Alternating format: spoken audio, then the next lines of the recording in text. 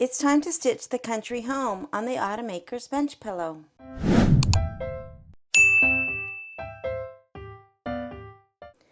The country home is on page 22. I have my fabrics backed with interfacing, and my applique pieces, I have cut most of them with my scan and cut, and these pieces also have been backed with an iron-on adhesive. From the embellishment kit, I have the blue felt and the purple micro velvet. Now I have backed this with the lightweight non-woven interfacing just to give a little bit of structure to this velvet and help it not shed as much when it's cut. I have my batting. I am just using my 7-inch strip. I have not cut it to size. I will put this down, tack it down and trim it, and then just put the strip back in my basket. This also uses water-soluble stabilizer. It's the plastic looking kind that will be placed over a portion when we stitch over the micro velvet. So let's stitch the country home. I've opened my USB and I'm going to open my combined files folder. I have combined the background quilting with the embroidery file in software. That is not something that you need to do. It's totally optional. But if you do bring in the background quilting and the embroidery file separately, you will need to move the embroidery file down so that that aligns with the outside of the background quilting. It needs to be shifted down. I'm going to open my combined files folder and choose the country home and hit set and embroidery. I am stitching on my 9.5 by 14-inch hoop, so I want to rotate this. I will go to layout and rotate that 90 degrees. And now I need to make sure that this is in the correct position. It needs to be moved up a little bit because I still have my fall signpost block in the hoop. So I need to make sure that I am past this fabric to stitch this block out. The easiest way to do that, I'll select OK, and I have this dashed box with an arrow, and that will tell me the margins of this block. And so if I select that, I'm most concerned with the bottom so that it doesn't overlap this already in the hoop. So I'm going to select the center bottom, and it will move my needle, and you can see it's much too far over, so I need to move this block up. So it's selected. I'll select OK and go to move, and now when I move this up with the arrow, it will shift my hoop up until I stop. So I'll just push that up arrow and just go just above my fabric. Now I could fold this fabric back, but that's just easier to just go right past it.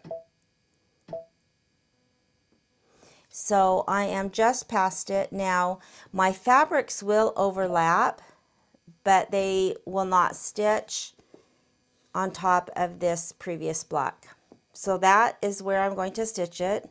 I'll now select OK and then choose the minus plus needle. That's the screen I like to stitch on. Now because I've combined in software, I have removed the fabric placement step, and that is something that you can choose to stitch or skip right at your machine. I've already taken that step out. I'll stitch the placement for the batting. I'll place my batting and tack it down and trim it. I'll then place my fabric, tack it down, and run the background quilting. It just got done stitching the little cornstalk background quilting. It's the first time I've used this in this project, and I love it. It looks so great. I love Kimberbell's background quilting. It matches elements in their projects, and it looks so good. Now the next few steps are going to need to be skipped if you have not deleted them in software. On the design the actual house design, there is a little placement line, that little bottom placement line that has the tick mark, and then the tack down line around the embroidery file. And I deleted those when I worked in software, but you will need to skip those at your machine if you just are using the separate designs that you've added. Those won't be stitched.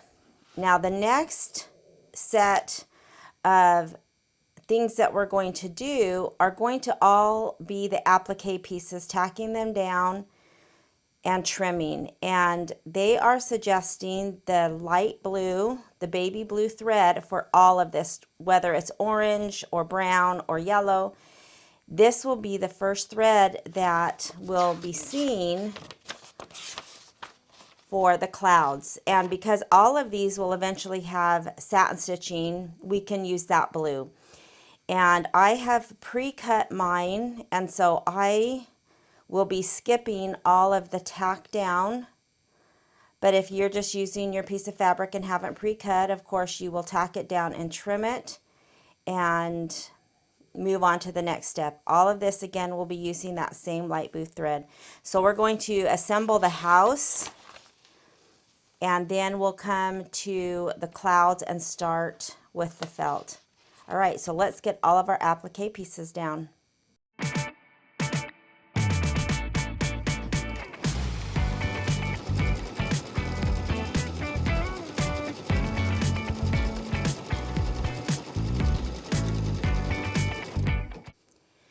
The first is the foundation, and this was that piece, if you watched my scan and cut video, that my fabric lifted as it was cutting, and you can see that this little piece cut thinner than it should have. And so I think I will still be able to use it. I am going to peel off the backing, and that will expose this slightly sticky steam-a-seam. And this thinner piece I'm going to put towards the top of the house so that the house, I think, will cover it, and then of course it will be covered by satin stitches. I'm pretty confident that that will be okay. But if you look, you can see that there is my placement line, and of course that really should be covered, but I think it's going to work once I put the house fabric down. So now I need to iron this because I have the adhesive that is an iron-on. I usually cover it with a pressing cloth. I'm going to press it for 10 or 15 seconds.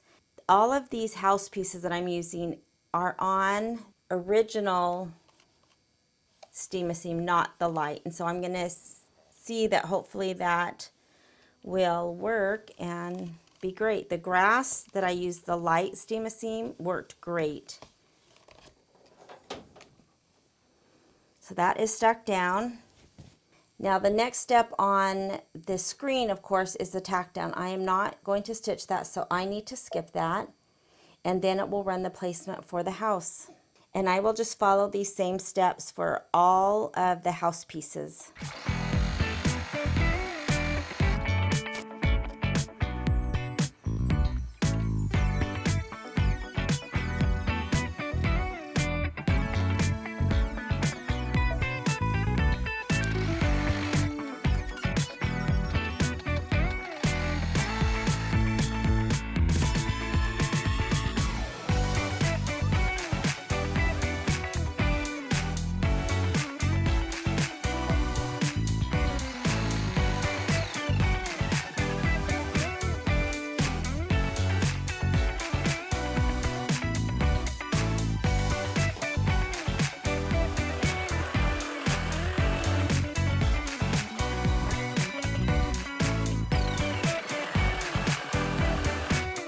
For these clouds, since they're pretty far away, I'm going to go ahead and just do them separately like I have done. I am placing my felt over, making sure I have enough to trim. I'm going to tack it down, and when this one cuts to move to the second one, I will stop my machine, loosely trim it, and finish the other cloud.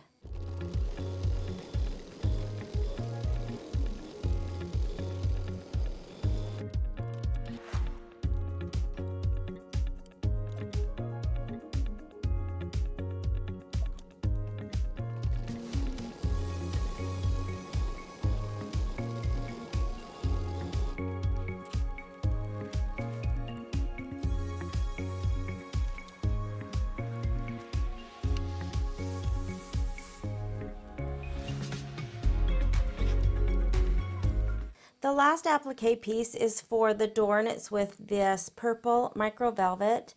So I am going to stitch the placement line.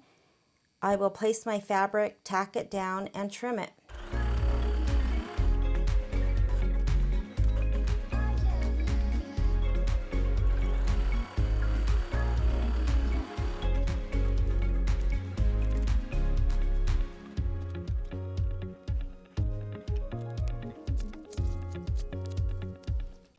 After tacking and trimming that micro velvet for the door, we need our wash-away topping. And this is the first time I've ever seen wash-away topping need to be cut to a specific size. Normally you just place a big piece over and stitch and then rip it away. However, they want this piece in the directions cut to 1 by 2. So I have cut it a little bit longer than 2, I think about 2.5, but it is 1 inch wide. It needs to fit that door pretty exact. And then we will tape the top and the bottom only. And that's because after taping and doing some of the windows, it's going to stitch 3 sides of that door. And so they want no tape on that side. Now I guess if yours was wider, you would just rip it away. If it, you know, some got stitched under this little window, you could probably still rip it away. But I'm doing what they say. And then we'll go on to do some more stitching, and then finally, after it does the doorknob, so we've run through all these steps, then we will remove that. So it's the same width as the door. I cut mine a little bit longer, so I had a little bit extra to tape. So I'll tape that down, and we are going to start with the windows.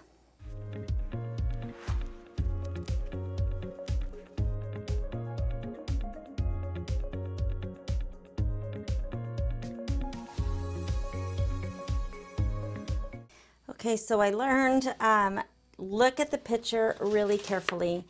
After it stitches this window on the door, it's going to move up to the window that is in the peak of the house. And they do show the tape only on the yellow house and not extending beyond, and that's probably why they only want it cut to 2 inches. And I, again, cut mine a little bit longer. You can see my tape goes way into here, and so the window was going to stitch. So I am going to remove that big piece of tape. And again, they didn't have as much excess, so just watch that whatever you tape stays on the yellow but doesn't go over the door. And that's why I tried to move my tape up, because I thought, well, this outlining, I didn't want it to get in the tape, but I put it way too far. So my tape now, it's clear, but it's still on the yellow, and so we should be okay. So that's something to watch out for.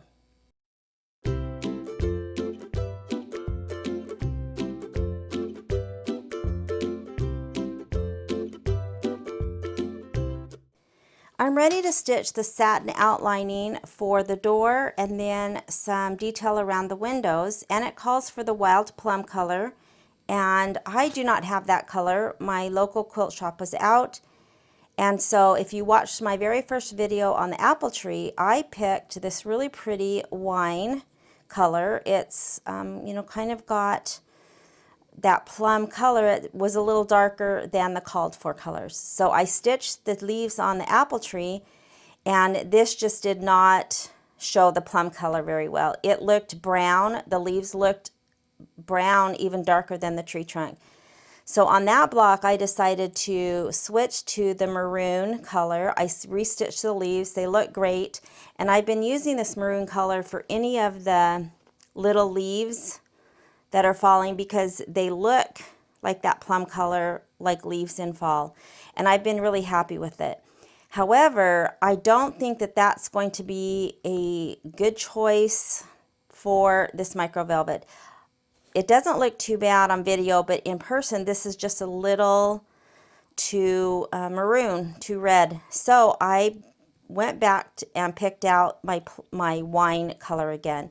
And I think for the velvet that this is going to be a better choice. It's a little bit more in the same color. So for the house details, for the windows and the door, I'm going to use this wine color. I will, however, keep using the maroon for any of the leaves because I like the way that stitches out. Okay, so let's continue with the door and the windows.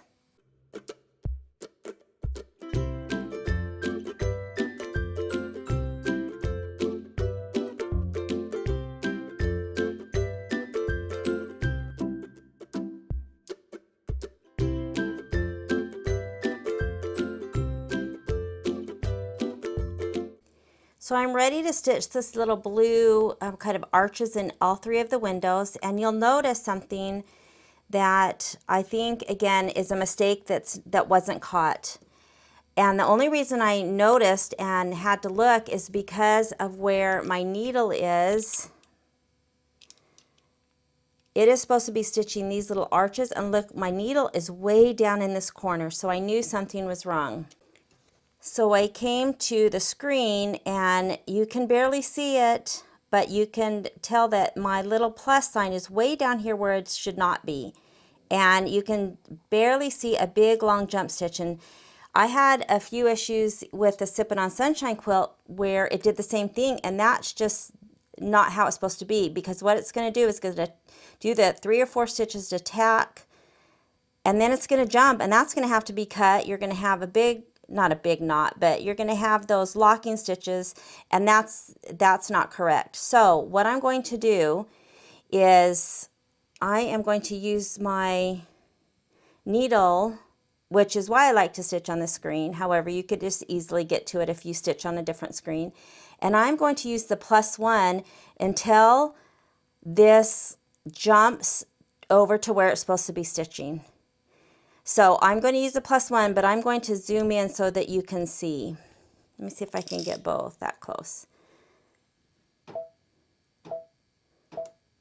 So there's where it's locking, and there's where it jumps, and that's where it needs to start. And I haven't figured out why. I think these were just things that were missed. But anyways, I'm glad that I noticed where my needle was because I knew it was not in the right spot. All right, so let's continue.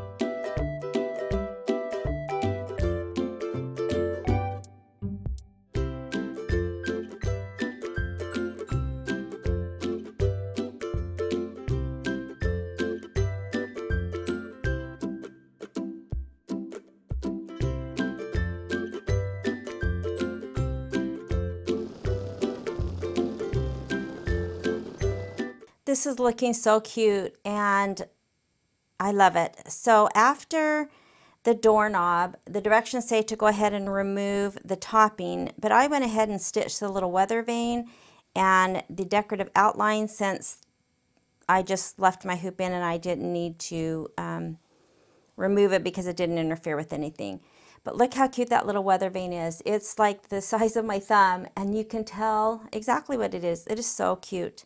All right, so now before we go on and stitch the porch detail, I do need to remove the topping. So there is the tape, and this just pulls away. I kind of pull towards the stitching, and usually it just comes right up. Let's see if I can get that. All right, so now, and sometimes, you know, you'll need something, tweezers or something to go underneath, but this is, all the satin stitch has perforated it, so it should just rip right off. Although it is dissolvable, I have never had to use water to dissolve this. But these are, you know, some little tiny spaces, and it might be easy to use tweezers.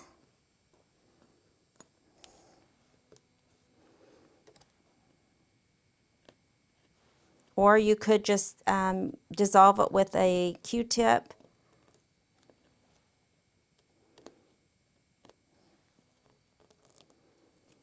But if you can grab a hold, then it usually just rips right off. And my nails are a little bit shorter than they usually are, and I usually have pretty good luck with just using my nails as tools. All right, and I think that that wine matches perfectly with that micro velvet, so I'm happy that I changed it. Look how cute that is looking. So we're on this step with the porch detail. It will do some roof detail, the outline for the roof, the outlining for the foundation, the peak, some leaves, some stems, and the stairs, and that's just all embroidery. So I'm just going to run through that, and then we've got some special instructions.